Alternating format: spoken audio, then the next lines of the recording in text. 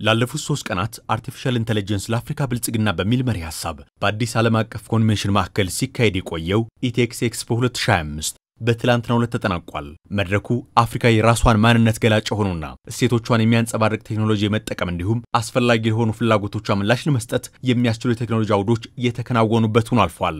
ከቅዱ በላይ 15000 ታዳሚዎች የተሳተፉበት ኤክስፖ ውጤታማ ነበር ያሉት የኢንፎርሜሽን መረብ ደህንነት አስተዳደር ዋና ዳይሬክተር ትዕግስት ሐሚድ የግልና የውጭ ተቋማት ተሳታፊ እንደነበሩ ተናግረዋል።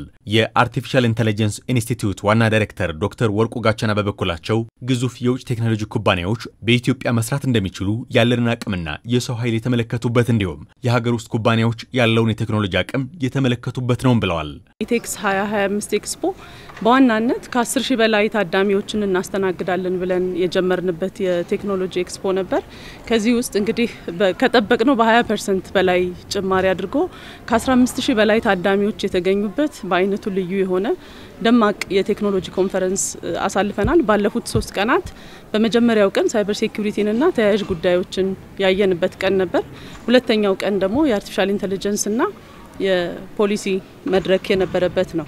በኢቨንቱ በርከት ያሉ ታዳሚዎች የነበሩበት የግል ተቋማት፣ የውጭ ተቋማት እንዲሁም የፕራይቬት ሴክተሩንም የመንግስት ተቋማትንም ጨምሮ ከ100 በላይ ኤግዚቢተርና ሾው የታየበት ነበር ማለት ነው። ቴክኖሎጂ ካምፓኒዎች፣ የመንግስት ቴክኖሎጂ ላይ የሚሰሩ ተቋማት፣ የግል ተቋማት በተለይ ከውጪ ደግሞ መጥቶ እዚህ ስራ ላይ እዚህ ኤክስፖ ላይ የተሳተፉ ተቋማት በጣም ትልቅ ናቸው።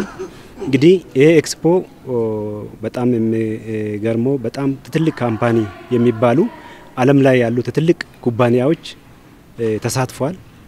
እነዚህ ትልቅ ኩባንያዎች እንግዲህ ብራንዳቸውን እዚህ ሲያመጡ ኢትዮጵያ ውስጥ ምን ያህል ማርኬት ምን ያህል ገበያ እንደሚያገኙ ምን ያህል መስራት እንደሚችሉ በተለይ ደግሞ ኢትዮጵያኖች በዚህ ቴክኖሎጂ ላይ ሲሳተፉ የቴክኖሎጂ ውጤታቸውን እዚህ አሳይተዋል።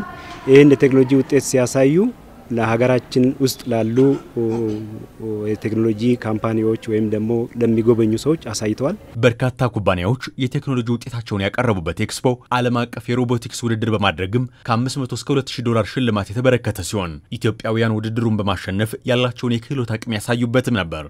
በእነኚህ የቴክኖሎጂ ኤክስፖ ላይ በዋናነት ካቀረብናቸው ጉዳዮች የአርቲፊሻል ኢንተለጀንስ፣ የሳይበር ሴኩሪቲ፣ ስታርታፕ፣ የፋይናንሻል ቴክኖሎጂና በተለይ የስማርት ሲቲን ታሳቢ አድርገን ነበር። በአምስቱም ስፔክትረም ላይ በዛ ያሉ ወይም በርከት ያሉ አቅራቢዎች መጥተው ምርቶቻቸውን አገልግሎታቸውን አሳይተዋል። ከዚህ ጎን ለጎን ደግሞ የፕራክቲካል ሴሽን ነበረን። በፕራክቲካል ሴሽኑ በርከት ያሉ ውድድሮችን አዘጋጅተን ነበር። የሃካቶንና የሮቦቲክሱን ዶክተር ወርቁ የሚገልጸው ሆኖ በተለይ በሃካቶን ውድድሩ ላይ ኢንተርናሽናል ውድድር ነበር ያደረግነው። በዚህ ላይ ከ$2000 ጨምሮ እስከ $500 ድረስ አዋርድ የሰጠንበት ደማቅ መድረክ ማከናወነናል ማለት ነው። ይሄ ቴክኖሎጂ ስናሳይ እንግዲህ ቴክኖሎጂም ከማሳየት ጎን ለጎን ውድድሮች ነበሩ በሁሉም ሴክተር ማለት ነው። እነዚህ ውድድሮች ሲያወዳድሩ የነበረው የኢንተርናሽናል ኩባንያዎች ናቸው። እነዚህን ውድድር በጣም በላቀ ውጤት ኢትዮጵያኖች አሸንፈዋል ማለት ነው።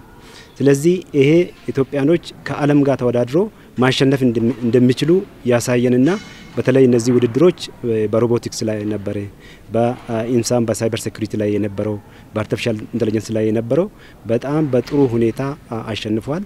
ይሄ እንግዲህ እነዚህ ወጣቶች ነገ ከዓለም ጋር ያሉ ወጣቶች ጋር ተወዳድሮ ማሸነፍ እንደሚችሉ በተለይ እነዚህ ወጣቶች ላይ ከሰራን ሀገርን ተረክቦ ነገ ኢትዮጵያ የቴክኖሎጂ መሪ እንድትሆን የሚያርጉበት ስራ ስንቅ ሰርተናል ማለት ነው። ከዚህም ባሻገር ከዓለም የተውጣጡ እንደ ሜታና ማይክሮሶፍት ያሉ ግዙፍ የቴክኖሎጂ ኩባንያ አመራሮች ጋር በተደረገ የፓናል ውይይት ወደፊት አፍሪካ የቴክኖሎጂ ማዕከል እንድትሆን ለማድረግም በር የከፈተ ኤክስፖ እንደነበር የአርቲፊሻል ኢንተለጀንስ ኢንስቲትዩት ዋና ዳይሬክተር ዶክተር ወርቁ ጋቸና አንስተዋል። ከዓለም የመጡ በጣም ታላላቅ በቴክኖሎጂ ላይ ሲሰሩ የነበሩ ግለሰቦች፣ ታዋቂ ግለሰቦች መጥቶ ፓናል ዲስከሽን ነበር። በዚህ ፓናል ዲስከሽን ላይ በተለይ በውይይቱ ወቅት በጣም በርካታ ነገሮች ተነስተዋል። ስለ ቴክኖሎጂ ለአፍሪካ፣ ለኢትዮጵያ፣ ለዓለም አፍሪካ ከዓለም ማግኘት ያለባትን በቴክኖሎጂ ዙሪያ ቴክኖሎጂ የት እንደደረሰ ሲገልጹ ነው የነበረው።